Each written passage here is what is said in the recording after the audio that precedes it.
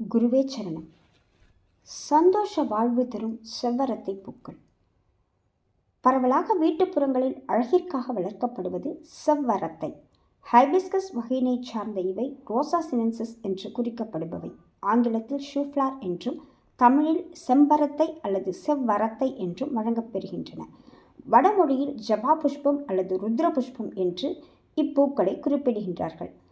பொதுவாக red cotton என்கிற செம்பருத்தி வேறு நாம் பரவலாக காணும் பூக்களை மட்டும் தருகிற குறு மரமாகிய செவ்வரத்தை என்கிற இவ்வகை வேறு. இவை மிக எளிதில் அனைத்து இடங்களிலும் வளர்வதுடன் ஏராளமான பூக்களை தரும் இயல்புடையவை. செவ்வரத்தையின் இலை, பூ முதலியவை ஏராளமான மருத்துவ நலன்கள் கொண்டிருப்பதாலேயே அதிக அளவு விரும்பி வளர்க்கப்படுகின்றன. செவ்வரத்தையில் உள்ள பிசுபிசுப்பான தன்மையே இதன் அதீத மருத்துவ குணத்திற்கு காரணம்.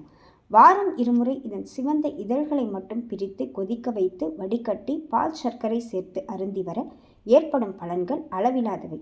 இரத்த சோகை, கருப்பை குற்றங்கள் நீங்கிவிடும், கண் பார்வை கூர்மையாகும், ஹிருதயம் ஆரோக்கியமாக செயல்படும், மூட்டு வலிகள் வரவே வராது, இரும்புச்சத்து குறைபாடு ஏற்படாது, தேகம் தங்க நிறத்துடன் பொலிவாக இருக்கும். இயற்கையாக தாமிரச்சத்து உள்ளடக்கிய இந்த செவ்வரத்தை தங்கத்திற்கு நிகரானது.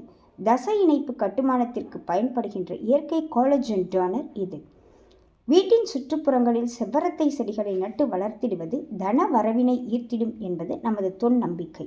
பொதுவாக சிவந்த நிற மலர்களை சாற்றி வழிபட்டு வந்தால் வியாதி, கடன் தொல்லைகள் படிப்படியாக குறைந்து வரும் என்பது ஆன்மீக உலகம் சொல்லும் தகவல்.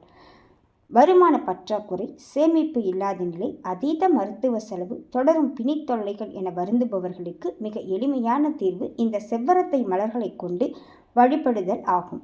இம்மலர்களை தொடுத்து அருகிலுள்ள சிவாலய அம்பிகைக்கு சாற்றி வர இப்பிரச்சனைகள் படிப்படியாக குறைவதை காணலாம்.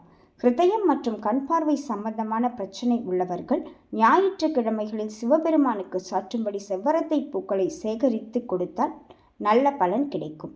சிலர் அடிக்கடி விபத்து அல்லது காயம் ஏற்பட்டு இரத்தம் சிந்துவார்கள் அல்லது இரத்த சோகை, கருப்பை கோளாறுகளால் அவதிப்படுவார்கள். இத்தகு பிரச்சனை உள்ளவர்கள் செவ்வாய்க்கிழமைகளில் சுப்பிரமணியரை செவ்வரத்தை மலர்களால் அர்ச்சித்து வழிபட்டு வர நற்பலன்கள் கிடைக்கும். இழந்த பொருட்களை மீட்க வேண்டும் என்பவர்கள் செவ்வாய் அல்லது அஷ்டமி தினங்களில் சிவாலய, பைரவர் அல்லது காளி சந்நிதிகளில் செவ்வரத்தை மாலை சாற்றி மிளகு தீபம் இட்டு வழிபட்டு வர நற்பலன்கள் உண்டாகும்.